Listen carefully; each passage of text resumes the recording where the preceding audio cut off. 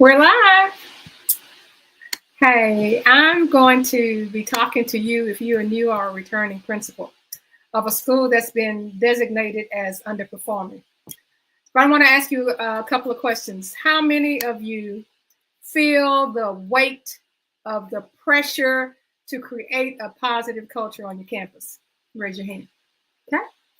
And how many of you feel overwhelmed by the sheer number of challenges that's coming at you each and every day?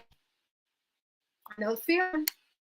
And how many of you wish that you would have had, some kind of guidance or something, some way that you could spend time building relationships rather than just putting fires out?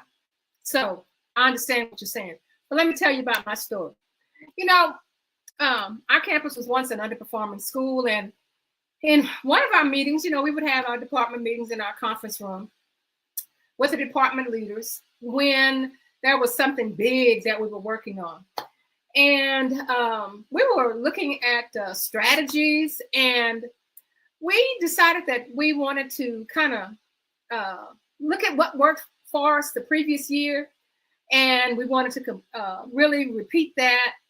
But this time, we wanted to add a few changes to help us sustain the success that we had. And we even did some things we thought that's going to help us build on our progress. So I felt confident that, these adjustments would make a difference.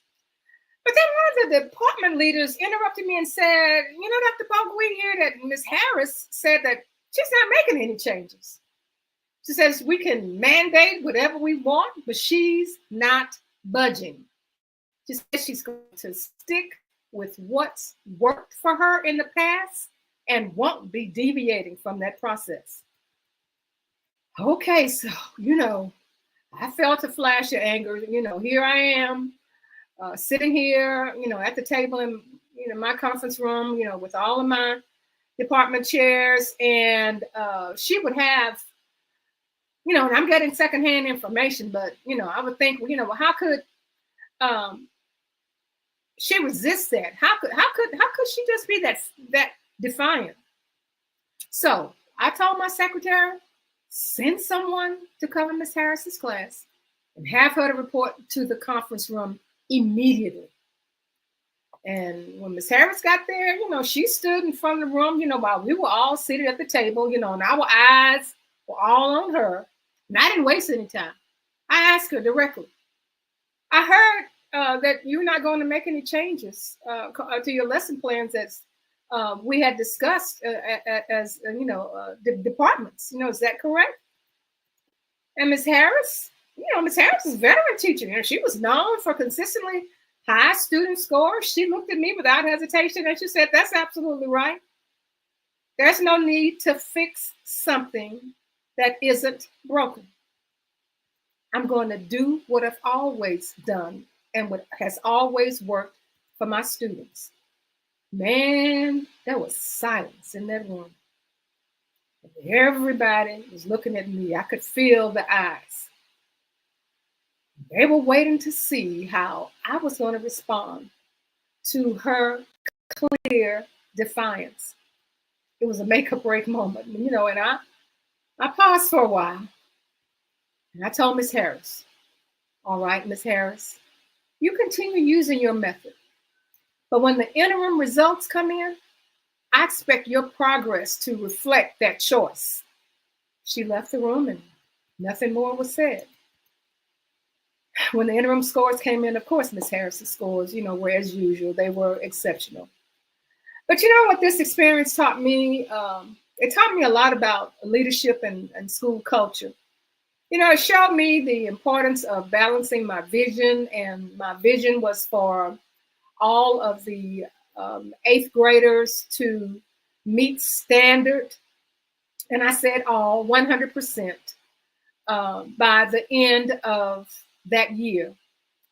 And, I learned that I need to have some flexibility and I needed to have some trust. I needed to be able to trust Ms. Harris. She'd done it before. She can do it again. Why do I want to change? So from that day on, I began to lead with some key principles I wish, I had sooner. Hi, my name is Dr. Barbara Polk, and I come on each week to provide guidance to new and returning principals of schools that have been designated as underperforming to help them turn their schools into what I like to call hallelujah success stories. I've turned many schools around as a principal, and through my consulting and mentoring programs, I continue to mentor principals to transform their schools into hallelujah success stories. So look at the links below and join our Facebook group. If you know someone that's already in the Facebook group, all you have to do is just tell them just to let you in. And you can gain information that you can share with others, that you can use yourself. Just click the link and, you get the free resources. And for those of you who are on YouTube, please like and subscribe to the YouTube channel. It definitely will help with my content. So as I navigated those kinds of challenges over the years, I discovered that there's some core principles that every principal can use to strengthen their school culture and to lead with impact. And today, what I want to do is share with you 5 lessons that have transformed my approach to leadership and can do the same for you. I've constantly looking at research, and the research that I'll be sharing with you today is research that came from insights of U.S. presidents. And this again is from an article in Education Week by Ronald Thomas. And we're going to see how all of those strategies that have already been proven, how they can help us overcome the hurdles that we face as principals. So let's look at the first thing, and that is to gather firsthand information. Oh, Ms. Harris's approach opened my eyes to the importance of hearing directly from the teachers, especially those who are delivering results. When we gather firsthand information, we understand what's truly working, and we understand why. So we can make informed decisions rather than blanket mandates. Get it from what they say, the horse's mouth. The second thing is to ask the right questions, principals. Instead of demanding compliance, Ms. Harris, I needed to ask better questions. What was making Ms. Harris's approach so effective? Why did she feel it was important to keep doing something that has always worked for her? Why should she change it?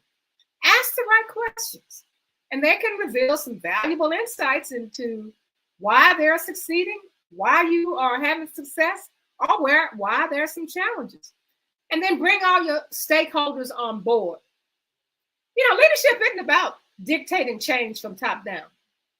Let me say that again. Leadership isn't about dictating change from the top down.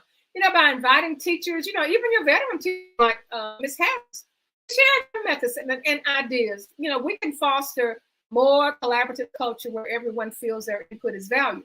And for our veteran teachers are defiant. Our veteran teachers do not like to make change, even if that change is mandated from central administration. But there is a way for us to work with our veteran teachers to understand why they don't want to change, and they have a success record. I think we need to be listening to them. And the next is be willing to learn and adapt. This experience with Ms. Harris, it humbled me and reminded me that, I have to make room to learn and adapt. Ms. Harris's success showed me that sometimes our best decisions come from embracing flexibility and allowing proven practices to continue even as we pursue grace.